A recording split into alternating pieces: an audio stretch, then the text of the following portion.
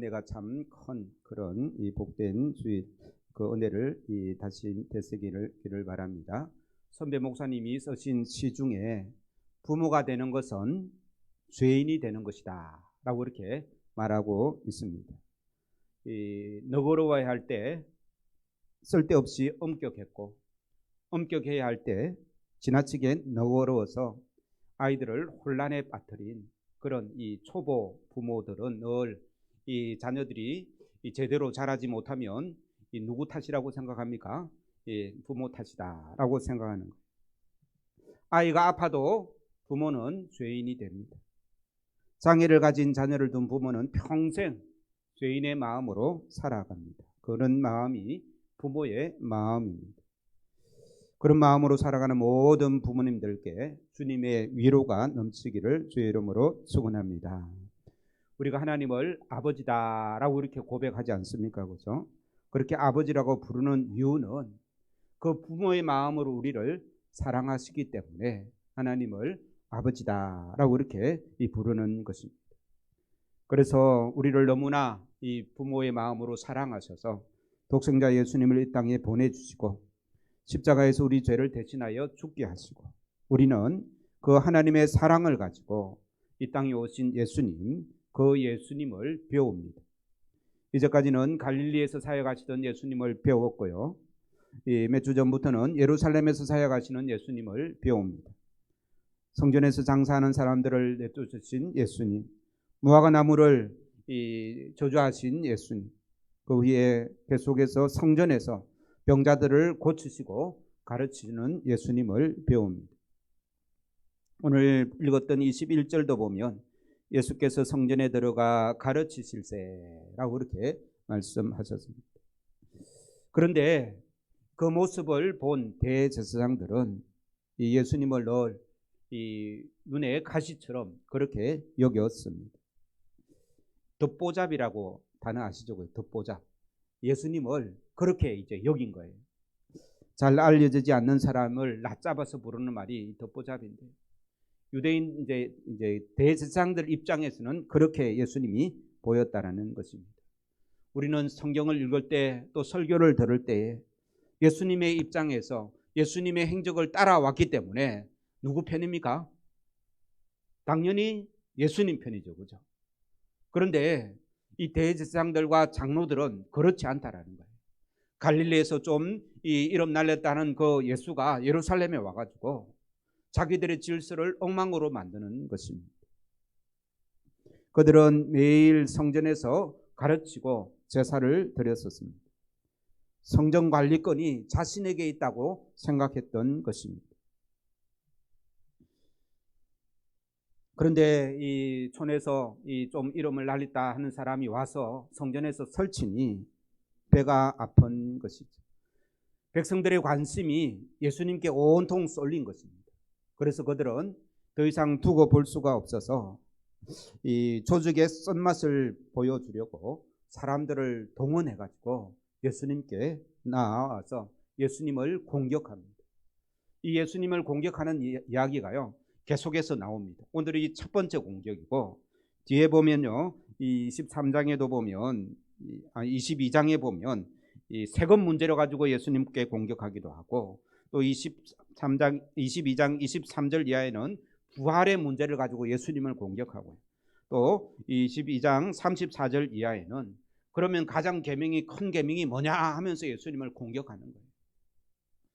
그처럼 이 대제사장과 장로들, 서기관과 바리새인들, 그 당시에 그 유대의 가장 주축이었던 모든 사람들이 동원되어서 예수님을 공격하는 것입니다.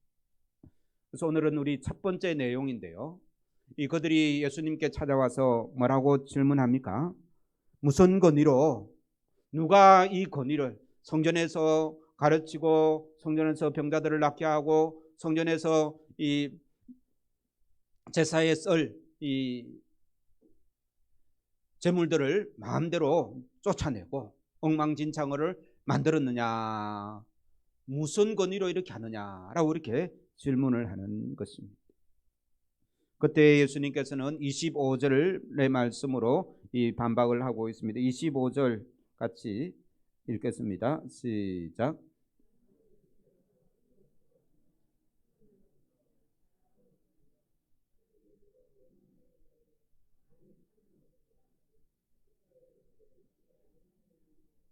예. 요한의 세례가 하늘로부터냐 사람으로부터냐.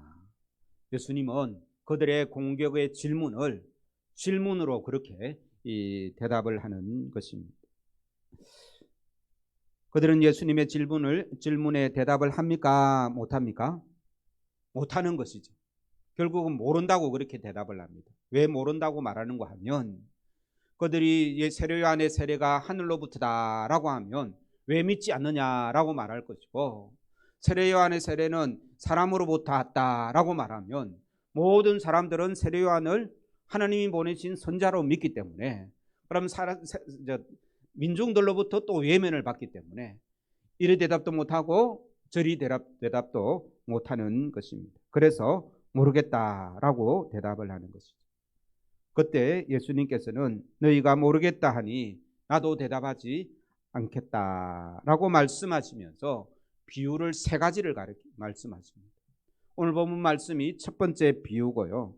그 다음 33절에 또 비유 하나가 더 있고요. 그 다음에 21장 1절에 또 비유가, 그러니까 이 질문에 비유를 3가지로 말씀하시면서 그들이 이 예수님의 권위에 도전할 때에 예수님께서는 이 비유의 말씀으로 그들을 가르치신다는 것입니다. 오늘 말씀을 통해서 우리는 먼저 당당하신 예수님을 만납니다. 그 당시 이 대제사장과 오늘 본문의 장로들이라 그러지 않습니까? 그죠? 그 당시 이스라엘의 가장 높은 사람들입니다. 물론 로마 이 총독이 있지만 그 로마 총독을 빼고는 가장 어른이고 가장 힘 있는 사람이고, 요즘 말로 하면 국회의원들을 대상으로 한 사람이 지금 싸운다라고 그렇게 생각해도 될 것입니다. 그런데 그들은요, 굉장히 비겁합니다. 알면서도 대답하지 못하기 때문에 모른다라고 이렇게 대답하지 않습니까? 비겁한 것이죠.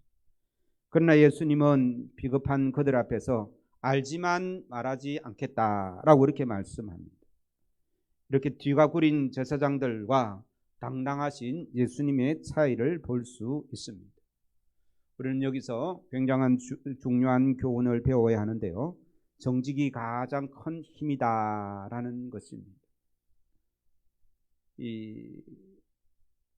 욕심이 있고 또 이 거짓말을 해야 되면, 욕심 때문에 거짓말을 해야 되면 이렇게 비겁해진다라는 것이죠. 정직하게 사는 사람은 어떤 경우에도 당당할 수 있습니다. 예수님은 그렇게 힘 있는 사람들 앞에서도 당당하게 말씀하시고 그들과 대화를 나누셨다라는 것입니다. 요즘 어떻게 살고 계십니까? 하나님 앞에, 사람들 앞에서 정직하게 살고 있습니까? 정직한 사람만이 당당하게 어떤 문제를 만나도 비겁하지 않고 바로 설 수 있는 것이죠. 오늘도 예수 그리스도의 십자가의 은혜 안에서 거룩하고 순결하게 살아가는 저와 여러분 되기를 주의 이름으로 축원합니다. 두 번째 말씀은요, 제가 오늘 말씀을 준비하면서 참 너무나 이 중요한 비결을 발견했는데 어떤 생각이냐 하면 우리의 삶이 예수님의 입장에 서야겠구나라는 것입니다. 굉장히 단순하죠, 그죠? 당연하죠. 그런데 예수님의 입장에 서느냐 그렇지 않느냐, 이런 삶의 이 여러 부분들에서 이런 이 질문들을 해야 될 때가 참으로 많다라는 것입니다. 이 대제사장들, 장로들, 하나님을 믿는 사람일까요? 믿지 않는 사람일까요? 네, 잘 믿는 사람입니다. 제사장은 뭐 하는 사람이에요? 하나님 앞에 제사 드리는 사람이잖아요. 그죠? 오늘날로 치면 누구라고요? 쟤만 예배 드립니까? 우리 여러분들도 다 예배 드리잖아요. 그죠? 저는 예배를 인도하고, 이 제사장은 예배를 인도하는 사람이라 치면 이제 목사라고 생각할 수도 있죠. 그죠? 하여튼, 그 다음에 장로들은요, 그 당시 장로들은 유대인의 장로라고 하면 모든 유대인들의 어떤 이 대표자가 되는 거예요. 그죠? 그러면 신앙이, 유대인은 하나님을 믿는 백성이니 백성들에게 존경을 받으려고 하면 얼마나 신앙이 좋겠습니까? 그죠? 그런데 하나님을 믿는 이 대제사장과 또 장로들은 하나님이 보내신 예수님을 핍박을 하는 거예요. 말이 될까요? 안 됩니까? 말이 안 되죠. 그런데 성경은 그렇고 또 예수님도 그들을 이렇게 상대를 하고 그들에게 핍박을 받고요. 그들로 말미암아 십자가에 달려 돌아가시는 거예요. 그래서 오늘 이 본문, 이 대제사장과 장로들, 이 백성의 장로들이 예수님께 나와서 터집을 잡고 예수님을 핍박하고 예수님을 넘어뜨리려고 하는 이유, 결국은 나중에 이 사람들이 어떻게 한다고 예수님을 십자가에 못 박게 되는 거예요. 왜 이런 일을 하느냐라는 것입니다. 제가 좀 전에 말씀드렸듯이 예수님께서 성전에서 가르치시고 병자들을 낫게 하시고 또 성전을 청결하게 하신 것은 잘한 일입니까? 못한 일입니까? 당연히 잘한 일이죠. 그렇죠? 우리가 볼 때는 잘한 일입니다. 그런데 대제사장이 볼 때는 그 행동이 잘한 일입니까? 못한 일입니까? 못한 일인 거예요. 그래서 우리가 어느 입장에 서느냐에 따라서 그 복음의 밝은 빛을 받아들일 수도 있고 거부할 수도 있다는 것입니다. 어떤 입장에서 바라보느냐가 굉장히 중요하다는 것입니다. 하나의 사건인데 내가 어디서 바라보냐에 따라서 해석이 달라지게 된다라는 말씀인 것이죠. 이 종편방송의 뉴스를 보면 해설자들이 앉아 있지 않습니까? 그죠? 같은 사건인데 자기가 어느 진영에 속해 있는지에 따라서 하나의 사건을 전혀 다르게 해석을 하는 것입니다. 근래에 윤 대통령이 일본과 미국을 방문했지 않습니까? 그런데 대통령이 그 했던 일들이 여당에서 입장에서 보면 어떻게 합니까? 막 칭찬을 하고요. 야당에서는요 어떻게 합니까? 예, 막 끌어내리는 거죠. 같은 일인데 어디서 바라보느냐가 이렇게 차이가 나더라는 것이죠. 믿음의 삶도 마찬가지입니다. 예수님은 하늘과 땅의 모든 권세를 가지시고 이 땅에 오셨는데 대제사장들이나 장로들의 입장에서 보면 걸림돌이 되는 거예요. 빨리 해결하고 치워버려야 되는 그런 이 눈으로 볼 수밖에 없는 것입니다. 하나님의 뜻을 거역하는 자리에 서게 되더라는 것입니다. 그러므로 우리는 이 하나님 예수님을 바라볼 때에 하나님의 입장에서 바라볼 수 있는 큰 은혜가 있어야 될 줄로 믿습니다. 예수 믿는다라고 하면 기본적인 그런 입장이라는 것입니다. 제사장들이 예수님께 나와서 따집니다. 그들이 예수님께 따지는 이유는 그들이 하나님의 편에 서 있지 않다라는 거예요. 하나님을 믿고 하나님을 잘 안다는 사람이 하나님 편에 서 있지 않다라는 것입니다. 하나님의 일은 하지만 마음에는 뭐가 가득 차 있겠습니까? 하나님의 생각이 가득 차 있겠습니까? 자기 욕심이 가득 차 있겠습니까? 자기 욕심이 가득 차 있는 것입니다. 하나님의 일을 하는 사람이, 예배 드리는 사람이 마음으로는요 욕심으로 가득 차 있을 수 있다라는 말씀입니다. 우리가 매주일 교회에 와서 예배 드리죠. 예배 드리는 이 외형적인 모습은 분명히 있습니다만은 마음은 또 다른 문제가 될 수 있다라는 것입니다. 그래서 그들은 하늘과 땅의 권세를 가지고 이 땅에 오신 예수님을 알아보지 못하고 따르지도 않았기 때문에 예수님께서는 누구와 비교합니까? 그 당시 가장 죄가 많다라는 세리와 장로들에게 그 대제사장과 장로들을 비교하면서 누가 더 하늘나라에서 복이 있다고 말합니까? 세리와 창녀들이 하늘나라에 먼저 들어간다라고 그렇게 말씀하시는 것이죠. 하나님의 마음을 이해하고 하나님의 입장에 서는 삶, 이것이 신앙인데 예수님께서 이런 것을 보고 사람이 두 주인을 섬길 수 없나니 라고 이렇게 말씀하셨습니다.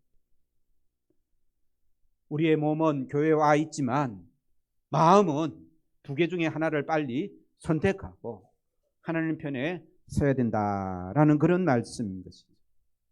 우리 하나님은요 철저하게 인간의 입장에서 우리를 바라보셨습니다. 그러니까 하나님은 사람을 바라볼 때 누구의 입장에서 바라봤다고요?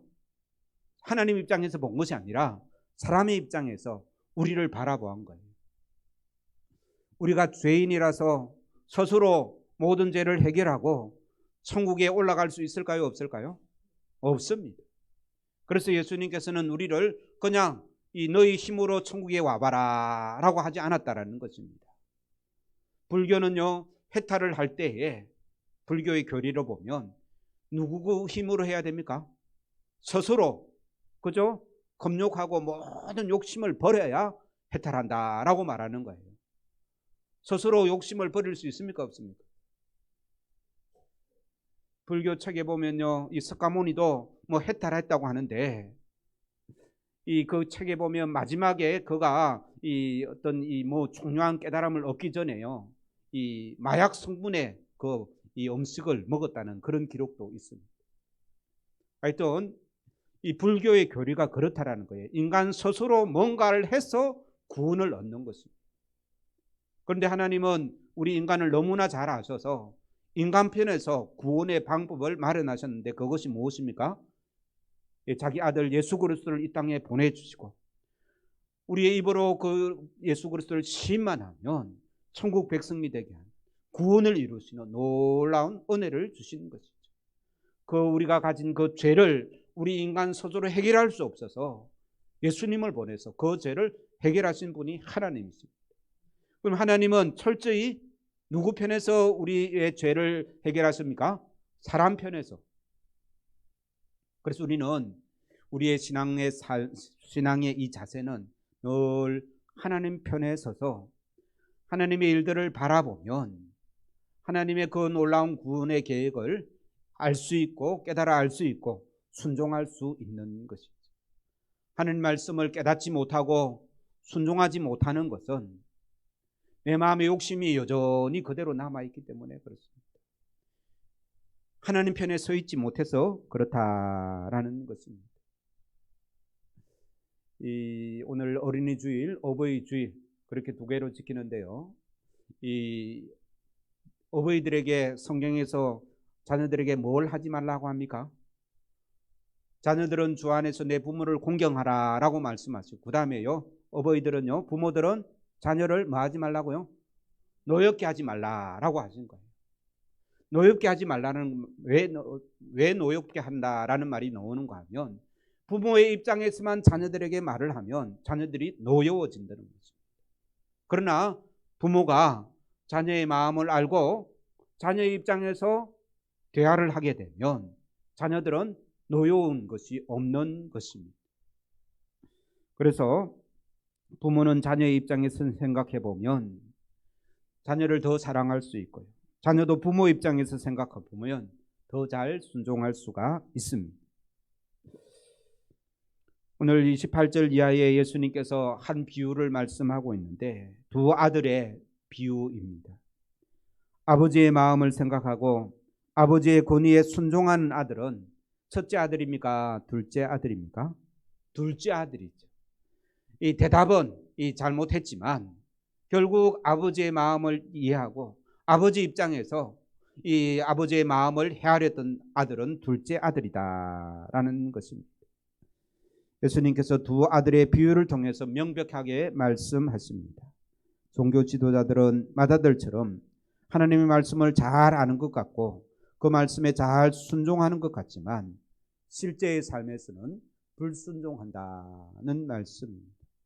그러나 그에 비해 세리와 창녀들은 세례요한의 심판의 메시지를 듣고 삶을 고치고 회개하면서 바로 살아가는 것이죠. 그것을 보시는 하나님은 누가 더 어렵다고, 누가 천국에 먼저 들어간다고 말씀해 주십니까? 바로 둘째 아들이라는 것입니다. 비유로 치면 누구라고요? 이 대제사장과 장로들이 아니라 세리와 이 창녀다라고 이렇게 예수님께서 말씀하시는 것입니다. 저희 신학교 교수님이었는데 물론 돌아가셨지만 이런 말씀을 하셨습니다. 아무리 세상 한복판에서 험하게 살아가는 사람이라도 교회의 종소리를 들으면 마음에 경건한 감정을 느끼고 하나님을 두려워할 줄 아는 사람은 그래도 아직은 희망이 있는 사람이다. 하지만 교회 한복판에 있으면서 거룩하고 경건하게 예배를 드리지만 하나님을 두려워할 줄 모르는 사람은 희망이 없다라고 이렇게 이 학생들에게 가르쳤습니다. 사실 그런 이들에게는 하나님의 속죄의 은혜조차도 비껴갈 때가 많다라는 것입니다. 바로 오늘 하신 예수님의 이 말씀인 거예요. 세상 속에서 망나니처럼 험하게 살면서도 마음속에 내가 이렇게 살다가는 하나님께 벌받지라고 그렇게 생각하려고 두려운 마음으로 살아가는 사람은 아직은 회개하고 돌아서서 하나님께 은총을 받을 그런 희망이 있다라는 말입니다. 하지만 예배당 안에서 거룩하게 예배드리면서도 세상에서 행하던 버릇과 잘못, 그리고 자기 속에 숨겨진 더럽고 추한 죄를 정리하지 못한 채 심지어는 하나님도 두려워하지 않는 것처럼 그렇게 죄를 먹고 마시며 살아가는 그리스도인들에게는 희망이 없다는 말씀입니다. 그러므로 오늘 말씀은 참으로 두렵고 떨리는 마음인 줄로 믿습니다. 경건한 모습은 있으나 거룩하게 살지 못하는 사람들을 예수님께서 책망하시고 꾸짖으시는 말씀인 것입니다. 우리는 어느 편에 서겠습니까? 내 욕심에 따라서 이 모든 사람들을 대하고 내 욕심에 따라서 예수님도 그렇게 폄하해버리는 그런 사람이 아니라 늘 하나님의 말씀, 성경을 가까이 하고 하나님의 마음을 알아가고 하나님 편에 서는 복된 은혜가 있기를 주의 이름으로 축원합니다. 하나님 편에 서 있으려고 하면 하나님의 마음을 알아야 되는 것입니다. 그래서 우리가 매일매일 기도하고 매일 성경을 보는 것입니다. 제가 볼 때에 우리 모든 이 예수 믿는 사람들은 그래도 하나님 편에 서서 하나님의 마음을 가지고 예수님의 권위를 인정하고 살아가려고 노력하고 애를 쓰는 사람입니다. 그러나 때때로 이 자기 욕심에 빠져버리면 이런 갈등이 있어지게 되는 것이죠. 그래서 그럴 때마다 하나님 앞에 회개하며 하나님의 은총을 구하는 복된 성도들 되기를 주의 이름으로 축원합니다. 이 땅을 창조하시고 우리 인생에 복을 주시는 하나님의 권위를 인정하고 하나님 편에 서서 살아가는 복된 성도 되기를 주의 이름으로 축원합니다. 기도하겠습니다. 거룩하신 하나님 아버지, 감히 권위를 따진다면 우리에게 무슨 권위가 있겠습니까? 그저 죽어 마땅한 죄인을 살려주시는 그 은혜만을 의지하며 주 앞으로 나아가오니 오늘도 우리를 새롭게 하시고 거룩하게 하시고 깨끗하고 정결하게 하여 주시옵소서. 한 주간도 하나님의 편에 서서 하나님의 마음을 알고 따르는 은총이 있게 하여 주옵소서. 예수 그리스도의 이름으로 기도하옵나이다. 아멘.